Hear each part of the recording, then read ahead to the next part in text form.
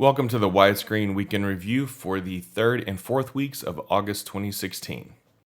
First up, we have Incoming Forces. It's a sci-fi shooter from Rage Software that was released back in September of 2002. It gets limited support for widescreen, ultra-wide, and multi-mon are unsupported.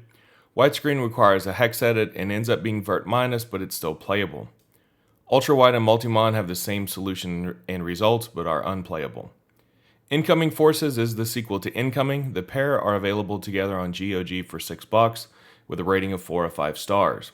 You can find them on sale right now for $1.19. At these prices, we can recommend the games, but just know the technical limitations. Second up is Call of Duty 2. It's the classic World War II FPS from Infinity Ward, released back in October of 2005. It gets gold support for widescreen, limited support for ultra-wide and multi-mon. Widescreen is natively horizontal plus, but ultra-wide and multi-mon both require hex edits. We do have a custom patch on the WSGF for one of these edits. Call of Duty 2 is available on Steam for $20 and has very positive reviews. It's also available as part of the Call of Duty War Chest for $30. Both options are currently on sale for 50% off. Abzu is a third-person underwater sci-fi relaxing atmospheric adventure and exploration game. It was developed by Giant Squid and was just released here in August 2016.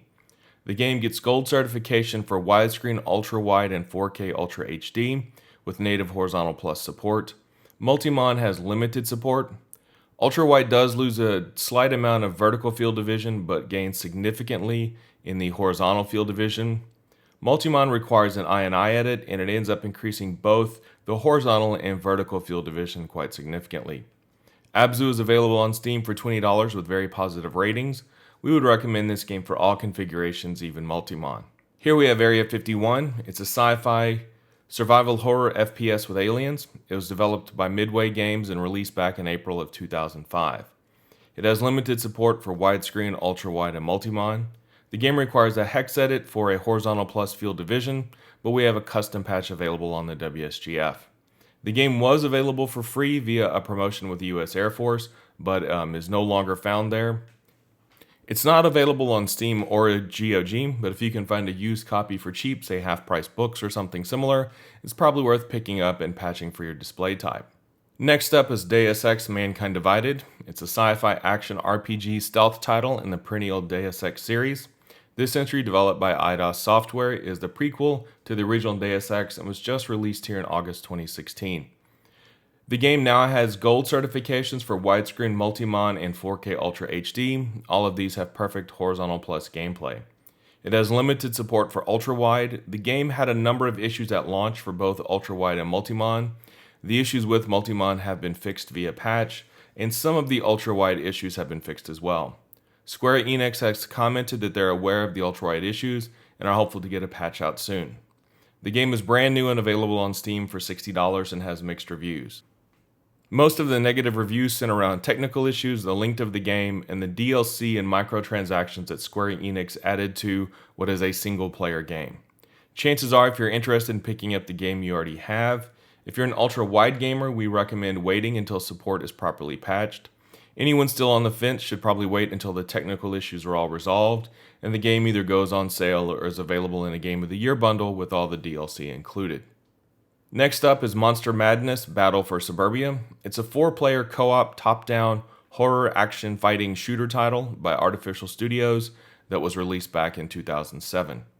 It gets gold for widescreen, silver for ultra-wide, and multi-mon. The game has native horizontal plus in all 3 configurations.